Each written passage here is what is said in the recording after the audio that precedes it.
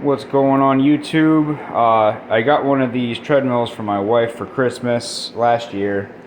I just got done setting it up, and it is one of these iFit ones you get from Walmart. This is the ProForm CC300, and I bypassed the system. It's actually very easy to do.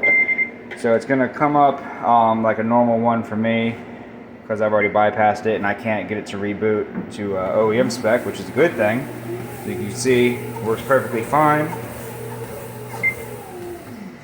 All you have to do is hold down this iFit button for like 10 to 15 seconds, and eventually it'll start counting down like you're running a track all the way around here.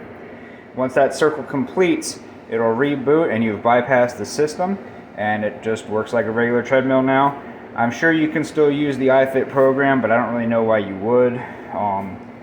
It's just kind of a sketchy setup for me. I don't like giving a bunch of my personal information to companies I don't know.